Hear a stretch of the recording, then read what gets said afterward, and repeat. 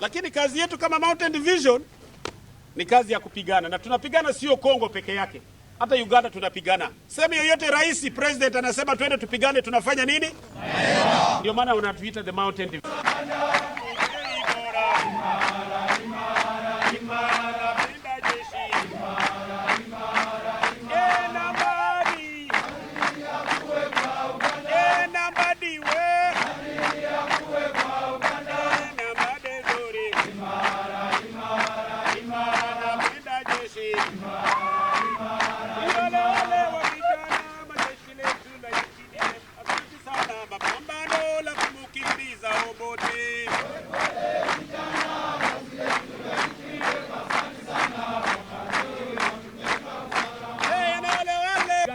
Operation Shujaa. Mimi ndio kamanda ya Operation Shujaa ambayo ule anasema ananiona kwenye UBC. Tunaelewana kamanda ya operation gani? Ya wale wa best, si ndio? Yes. So you are very lucky kwamba mna bahati kuja kufanya na division gani? Mountain. Division gani? Mountain. Tunapigana kwenye milima. Tunapigana kwenye milima, we are special. Yes, alright. Oliko yugi updates viko since the bango tuuliriza makulisizaayo enkya y'obwalero mukuliko obwakedde kansubire nti nno gye mutuusaako engalo buli kimu kitambula malidadi sana. Baganda bange abali emitala w'amayanja abali mu Saudi Arabia mbalamusizaako nnyo, nammwe mwena abali mu Middle East mbalamusizaako, mwe bali kwekuumira ku mayengo gano aga yugi updates vikakati. Oluvannyuma lw'eggwanga okugwamu enjego ekikwe, mwagalwa abangi abadde amanyikiddwa ennyo nga Herbert wa SFC owa Special Force Command okubanga yatuvudde ku maaso. Sirabangayo mujaasi yenna naddala nga wa kitongole kino ekipya ekigambibwa nti eno unit ebadde ekuuma First Family Special Force Command SFC nga abadde ayagalibwa generally Uganda yonna, era Uganda yonna yanyuluddwa. Lwaki? Kubona abadde wankizi, abadde actinga mu ngeri egendera ku mateeka, kwegamba ekyokukola abadde akimanyi, era abadde wampisa, abadde tanyoomoola biragiro bya bakama be, era abadde atuukiriza omulamwa ogw'okukuuma eggwanga lye, okuweereza saako n'okussa constitution ekitiibwa mu constitution y'eggwanga Uganda. Y'omu ku bajaasi abadde mu kitongole kino nga bali Newto, kubanga amateeka mu CFC era gegamu gegatwalibwa mu UPDF, agatwala UPDF gegamu gegatwala CFC, gabakugira obutenyigira mu byabufuzi okubeera Newto galwanirira omuntu wa wansi, omulimu gwabwe kuuma ggwanga saako ne gavumenti eriko. Kakati ono yekka ye mujaasi gwe tuyinza okuba nga tulaba nti yabadde akyabitadde ebintu bino mu nkola, era abadde omu ku ggye erigenda mu maaso n'okukuuma Mwami Yoweri Kaguta Museveni tuwabura. Kale ensi enyoleddwa olw'okufiirwako mwagala w'abangi abadde agenda mu maaso n'okubanga alinga ateeddewo ekyokulabirako eri abajaasi bono, ono abadde kyakulabirako eri bonna bonna ab'amagye oba ab'ekitongole ekya SFC. Unity eno egenda maaso n'okukuuma abakulembeze, baba mirimu gya kukuuma abakulembeze. Kakati ono abadde nga kyakulabirako, era kigambibwa nti ebyamuse byenkuleetedde wano bitugenda okubeera nga tuwayawayamu olabe eddala ekituufu yafudde ki, nsonga ki waaki yafudde, waaki afudde mangu ke kaseera kabadde atuusizza okuba nga afa, siga nti abadde alumba ku battlefield. Ye omulimu gwe gubadde gwakuuma mukulembeze w'eggwanga Uganda olw'empisa ze n'enneeyisa ne commitment, desire and determination gy'abadde ayina ku mulimu gwe, byemu kubadde bimuwadde enkizi n'omusobozesa okukola bino byonna byonna byasobodde okukola. Nagambye oli ku UG Update TV gatana toyungako kirira wansi waliwo ekigambo subscribe kikoneko ojja kubanga osobola obulungi nnyo otwegattako. Kakati nno kino kitandise okweraliikiriza okufa kwono kutaddewo obweraliikirivu mu CFC saako ne mu UPDF. Kati wano olabira amawanga we gatandika okufuna obutyawa obutumbagino tubabuyita butubagiro akacyabaga wakati wa forces ebbiri nga zigenda maaso n'okusikangana omuguwa.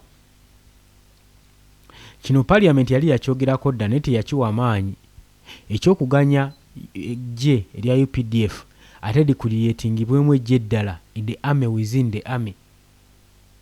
Kino no parliament naye tekiwadde mwaganya olw'ensonga nti bino tubirabyeko mu mawanga amalala agasatu singa South Sudan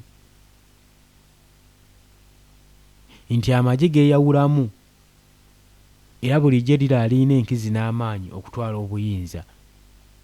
Kati wantu tetwagala kibeerewo ekityo newankubadde mwami Yoweri Kaguta Museveni yakisindiikiriza okubanga aba SFC babeera ddi eryetongodde ku UPDF newankubadde ababaka abamu bakiwakanya naddala abali ku ludda olw'ovuganya gavumenti nga bagamba nti ekisooka tetumanyi bano ba SFC engeri gye baba kuluutingamu, engeri gye baba trainingamu, engeri gye babasasulamu.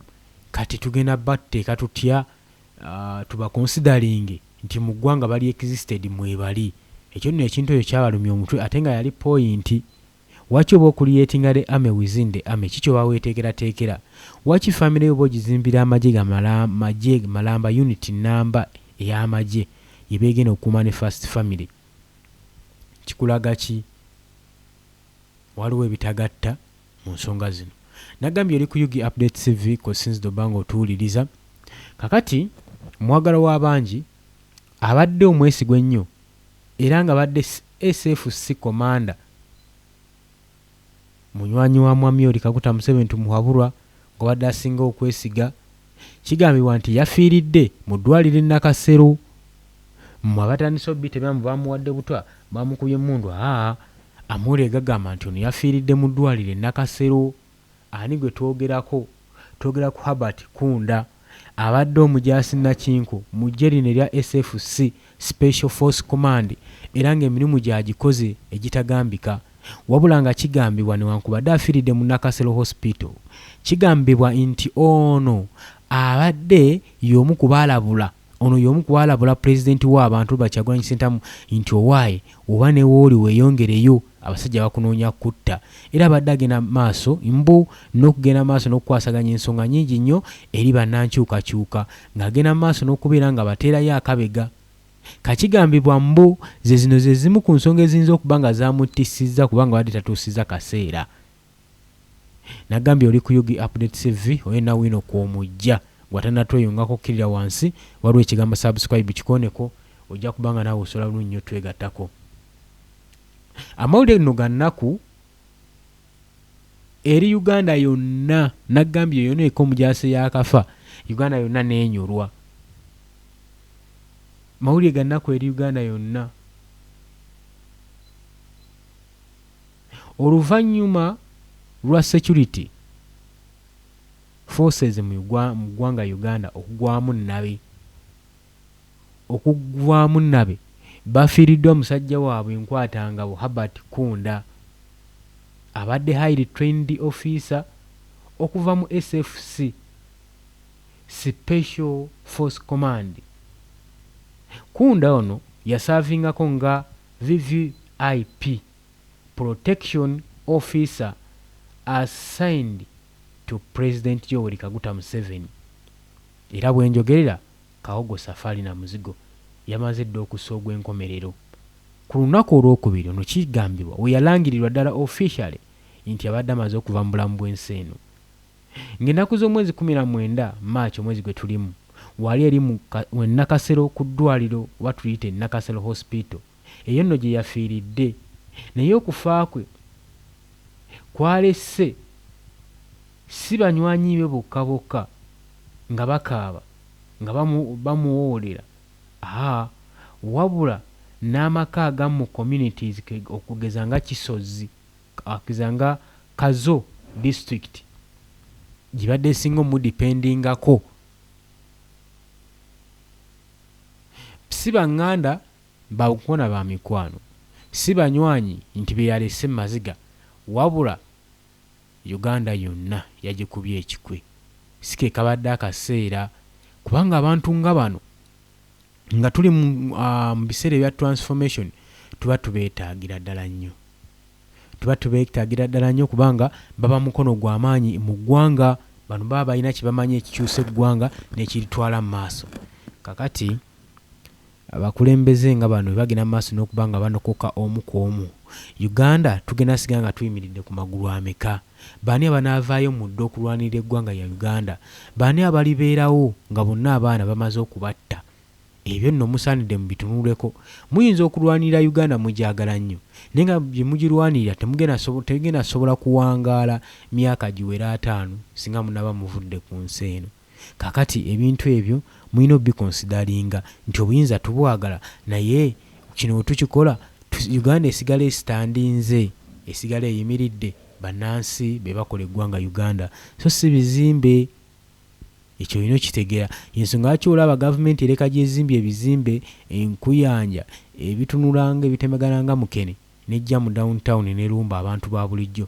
abatunda obuntuntu obwansi netandika okubanga ebagoba mu kibuga kitegeeza ekibuga kirimu abantu be bakola ekibuga wuliriza tubadde tukyali ku nsonga za SAFC Special Force Command ono nga yaliko mu unity egenda maaso n'okugaadinga Mwami Yoweri Kaguta Museveni kakati nno okuva mu Special Force Command Kunda yali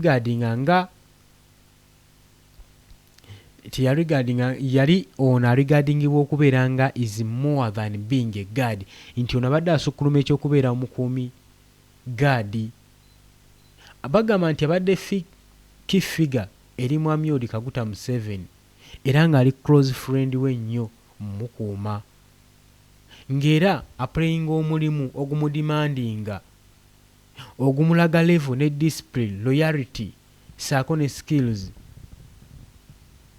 okusinzira ku ba officer engeri gye bamudescribinzeemu n'obukakkamu bwe bagamba ono tagenda kubanga azikawo abadde musajja w'amaanyi bagamba ataddewo embeera n'okushepinga amagye era nga kigamba omuntu yenna ayandibadde ayinza omwesigamako mu kaseera ako bagamba nti nno yali yatekinga decision ennungi ebigambo nga bino bimwogereddwako si bannamagye si balwanirizi ba ddembe si balwanirira nkyukakyuka wabula Uganda yonna at large nti baliwo kamu akagamba nti ono yataasako ku mukulembeze waffe Robert Kyagulanyi Ssentamu era amawulire agava galaga nti ono byemu ku biyinza okuba nga bimujje mu bulamu bw'ensi eno tetunnakakasa naye nga tugenda mu maaso n'okwekkaanya ensonga gwe mukwano gwange ali eyampuliriza tuli ku Albert Kunda abadde Special Force Command mu ggye lino ng'akuuma omukulembeze w'eggwanga ebintu kimanye nti nno birungi si birungi ennaku zino eggwanga mu Uganda so bonna balwanira eddembe ly'obuntu n'enkyukakyuka batutte obudde ne boogera ku nsonga eno eya Albert Kunda ne bagyogerako batutte obudde bwabwe ne bagyogerako buli muntu amuwaana lulwe kubanga badde wankizo era badde ayagalwa eggwanga lye ngenda kubanga nkuterako abagenze maaso n'okutwala omwaganya n'okukwefisiza ku budde ne bayisaawo ebirowoozo ne bayisaawo obwonvu n'obuga nga batottola Albert obadde obulungi bwe era ne bagenda mu maaso ne bagamba bagenda mu maaso n'okuba nga bakuba omulanga eri amagye agasigaddewo nti temweyibaala teri ali seefu wabula gwe anaaba ategedde ng'okimanyi oli ku mugendo gwa nkyukakyuka bakugambye oba ke bakuwadde nti weebeereremu mukole byonna bye mukola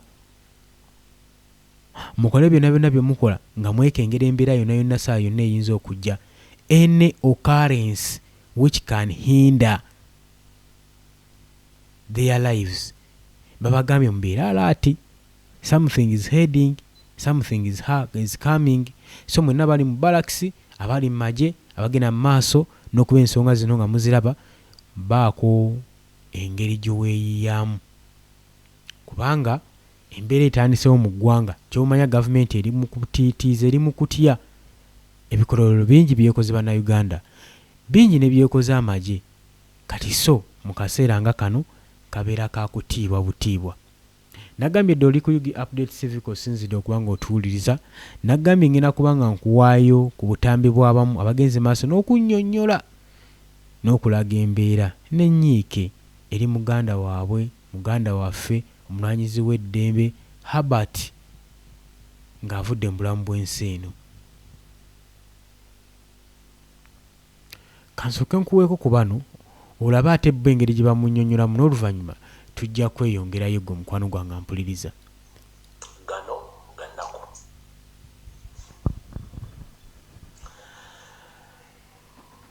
balina okussa ekikoowe okuva jjo n'emisana ga leero mulaba amawulire gaali gayitingana ku mitimbagano nti omu ku basirikale wa SFC amanyiddwa nga Herbert Kunda yafudde mu ddwaliro e Nakasero. Kituufu Herbert Kunda yafudde, naye enfaayi n'ekyamusizza temunnakitegeera. Kanti baviire ku ntono. Herbert Kunda abadde musirikale nga akolera mu ggye erikuuma Nnyanja Sofeeri ne famire ye. Abadde muvubuka muto myaka nenga muvubuka munnansi Nakabala, muvubuka ayagala eggwanga lye era lirwanidde akaseera akawerako. Herbert Kunda ono bayingiridde amaka ge abasirikale ba SFC banne ab'ekibinja kya Muhoozi Kitemu, balumbye amaka ge ne bamukimayo, ne bamukwata, ne bamukola bye baagala okussa okumukuba empiso z'omutwa, ne bamuyisa bubi nnyo. Bwe bamaze omutta ne bavuga omulambo gwe ne baguteeka mu ddwaliro e Nakasero, kirowoozese abantu nti yafiiridde e Nakasero, naye nga Herbert Kunda baali bamaze omuttira mu maka ge, ng'ekyamusizza ekiri nti Herbert Kunda ono y'omu ku bavubuka abadde mukwatangabo, era y'omu ku bavubuka abatemyako pulezidenti nti bagenda kukonyiga essaawa yonna olunaku lw'omala okulonda, n'amutemyako n'amulagira ng'omusajja omukulu asobole okwetaasa abeeko waayita. Kati Herbert Kunda ono baamusse, naye ng'ekyamusizza mukitegedde, ye yali yagaana okukola ebikolwa by'okutta abantu, era y'omu ku bavubuka abadde mu SFC abatemyako pulezidenti nti w'omalira okulonda bo nti bagenda kukonyiga. Era pulezidenti n'asalanga omusajja omukulu amagezi n'asobola okwesikamu ng'omuntu omukulu. So ono abadde community waffe, naye mukama wattu yasazeewo y'ono. So mwenna omwami ono y'oyo mwenna gumulaba oyo adde musajja munnansi Nakabala, tali muwadde omusaayi, y'omu ku badde batemyako pulezidenti, n'amugamba munnange bw'omala okulonda noonyawo oyitanga omuntu abasajja bano bagenda kutta. Era pulezidenti lwakimanya naye nekolaki naye neyeeryawo ova n'abaako waayita mpaka okutuuka gyali olwaliro. So yoyo comrade Herbert Kunda bwe basobodde okuba nga basse. Message ebadde ku mutimbagano esumiwe eti shock and grief have hit Uganda's Special Forces Command SFC following the sudden death of Herbert Kunda, a trusted VVIP protection officer attached to the President Museveni. Kunda passed away yesterday, Thursday, March 19th at Nakasero Hospital. For Nakasero Hospital, unknown for his calm, sharp mind and professionalism, he was a key figure in President Museveni's close protection team. Colleagues described him as a dependable and highly skilled, while family members him as a loyal, big-hearted and devoted man. His death leaves huge gap in both security, fraternity and his family. Comrade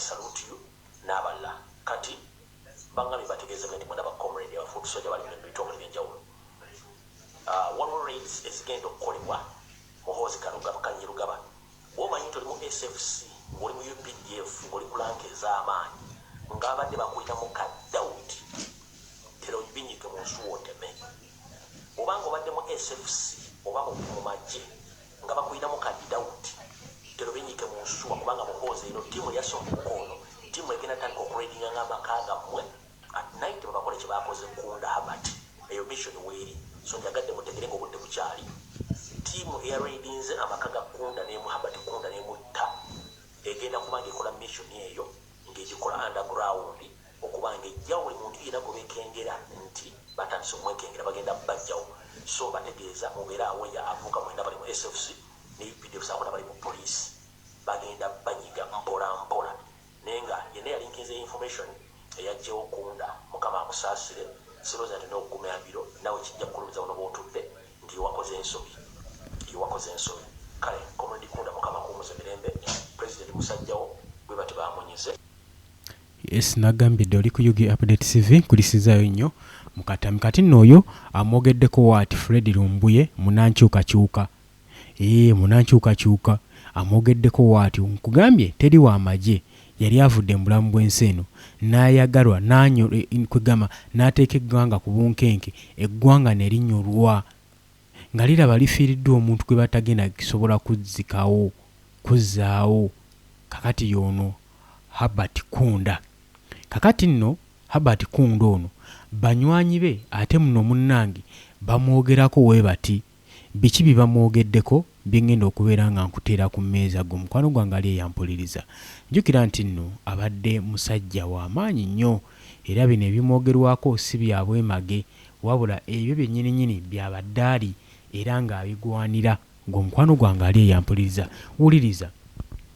Bagamba nti those who walked close with him says his presence brought confidence and stability. Nti abo abatambulako naye abamubeerako naye okumpi abaamusemberera abaamuliraananga bagamba nti okubeerawo kwe mu magye engeri gye badde balivinga naye kubadde kuleeta confidence obumalirivu ne stability n'eddembe nga bawulira kati bali firm bali solid ng'enjogera ya bulijjo weeri nti badde batambula naye oba ku mission yonna gye babagenzeeko oba nga bali ku guarding omukulembeze badde bawulira nga bali solid buli we babadde naye kugamba okubeerawo kwe kubadde creatinga confidence mu baana babadde nabo ne kuteekawo ne stabilities. In the high pressure situation, Kunda's judgment stood out, earning him trust among his peers and superior.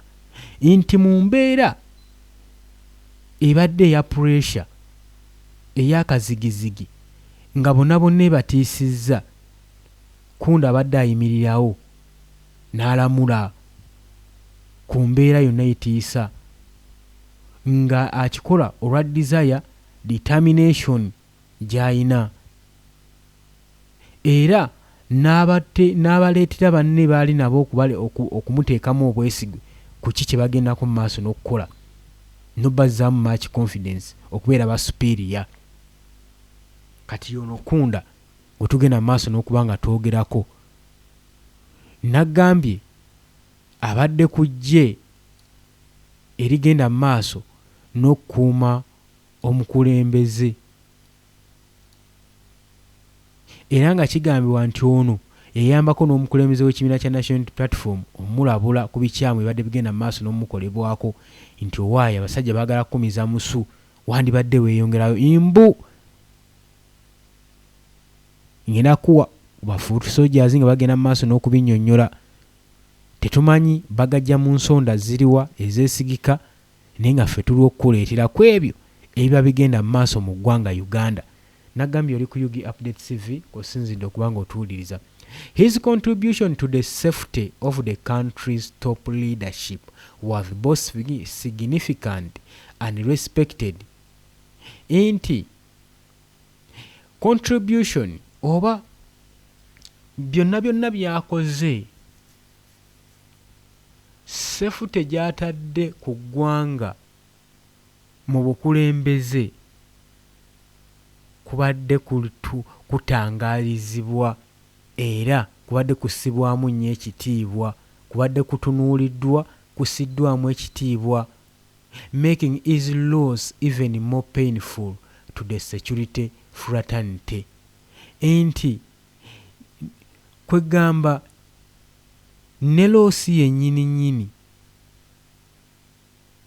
ebadde ya bulumi nnyo gye bayina, era loosi gye bakoze y'amaanyi nnyo mu kuvaawo kwe. Mu security fraternity bakoze loosi ey'amaanyi, bakozeemu eddibu ery'amaanyi eritagenda kuzzikawo, kubanga abadde mukulembeze mulungi, abadde ayina ali determined desire, omulimu gw'abadde akola abadde agwagala, abadde agukola bumanyi, agukoza bumalirivu. Naggambye dda oli ku Yugi Update TV kw'osinziira obba ng'otuwuliriza.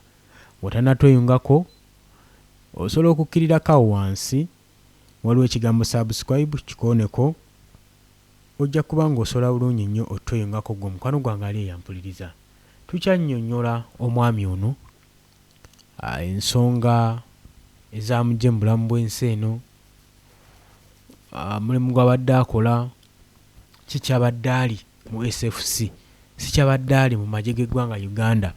Munnange omusirikale n'aba talina lanka, kati kino kankinnyonnyolewo nti lanka mmwe ze mumanyi tezifuula musirikale wa njawulo kw'oli koloto oba ono junior officer. Abasirikale bonna be bamu benkanankana, naye ekibaawula kye kino lwaki babateekako ccepe ne bagamba nti omutenanti bwe buvunaanyizibwa bye bakutikka obuba buvunaanyizibwa tebiba bitiibwa. Era mulekeraawo okutambula nga muwanisa ebitogi nga mulowooza nti ne birina bitiibwa bye baaba, obwo si bitiibwa. Era mulekeraawo n'okuddawo okweraga n'okuzimbazimba mu makubo, obwo bwaba bwa buvunaanyizibwa. Buli wola nga bakutaddeko ejjinja bakuwadde buvunaanyizibwa. Oba okategedde akantu ako. Naggambye dda oli ku Yugi Update TV kw'osinziira obba ng'otuwuliriza gwe mukwano gwange ali eyo. Kakati nno kunda waati watuvudde ku maaso, mwagala w'abangi. Okufa kwe kuleetedde abantu bonna amagye okuva mu barracks, okuva mu national security system, naddala ab'eŋŋanda abako n'ab'emikwano. Wabula kigambibwa nti Kunda ono mu mulimu gwe guno gw'abadde akola asobodde okubalansinga ebintu bino nga famire ye emwenyumirizaamu olw'obuvunaanyizibwa ne responsibility gy'abadde ayina ewaka, naye nga tekimugaana kutambuza mirimu gye bulungi. So be bantu abadde bamwenyumirizaamu okubalansinga emirimu, n'asigaza responsibility ey'okukuuma families ewaka. Kyokka eno n'akaringira responsibility endala ey'okukuuma eggwanga Uganda, kutula nti asaanidde okuweebwa ekitiibwa, asaanidde okujjukirwa mu ddoboozi ery'omwanguka. Nagambye dda nti oli ku Yugi Update TV kw'osinziira obba ng'otuwuliriza. Sooka olaba ono yamwogeddeko atya. Nagambye ngenda kubanga nkuleetera assessments ez'abantu aboogedde comrade munnaffe abadde agezaako okubanga naye oba oliawo embeera yagikoowadda, ye muntu abadde yeetaaga enkyukakyuka mu ggwanga lye. Naye bw'atyo Mukama bwe yageze. Tugenda maaso n'okusaasira ab'eŋŋanda bako n'ab'emikwano. Mukama Katonda basibe ekimyu abagumye. Mbagala nnyo era nga mbagaliza olunaku olulungi. Kambalekereko akatambi kano, n'oluvannyuma nja kukwaniriza mu comment section. Nkusuubira okujja otteekayo endowooza yo. Gwe ayagala otweyungako naggambye ddakirira wansi waliwo ekigambo subscribe, kikooneko obeere ng'otweyungako. Mbagaliza olunaku olulungi. Mweraba sharinga, commentinga, subscribinga. nkulekeddeko akatambi ako njagala obeere ng'okoota wuliro. Ogolaba yataasa omukulembeze waffe n'amulabula okuva mu kifo kye yali alimu nti vaawo genda ewalala ng'akizudde nti abatemu ba Museveni bagenda okumutuusaako obulabe. Wabula ekyembi bamusse. Bamuyita Herbert Kunda abadde wa SFC. Baraidinga amaka ge ne bamutokyalinga paka lwe yafudde era yafiiridde nakasero mu ddwaliro. We salute you brother. Omulimu gwonna gw'okoledde enkyukakyuka naddala okutaasa omukulembeze w'eggwanga addako essuubi ly'Abannayuganda lyokka lye balina. Wabula ne twongera okulabula mwenna abali mu bitongole ebyokwerinda ng'olina akakwate n'enkyukakyuka bo yongera okwebeereramu. Tojjayo gaadi mu bbanga buli ssaawa beera ng'owanise gaadi kuba twakizudde bano abasajja batiitiizi bagenda bakebeera buli maka g'aba SFC baagala kumanya ani abadde ayogera n'omukulembeze ani abadde ayogera n'enkyukakyuka kati making sure nti essimu gy'olina yonna ng'ekwatagana ne struggle gijjewe wakaawo funawo ogiteeka beera ng'otambuza emirimu gya struggle mpola mu magezi mu Robodoba style paka lwe tulyenunula. Bannange tusima emirimu gyonna gye mukola era mwongere okwebeereramu. Buli munnayuganda yongera okwebeereramu nga bwe tulwana paka eggwanga lyaffe nga likyuse. Era mwami Herbert tusiima empeereza yo yonna gy'obadde otuusa ku nkyukakyuka ne tusiima ne famire yo era twongera okubasaasira nti bino byonna bano abasajja bajja bisasulira. Buli yakikoze yenna ajja kisasulira.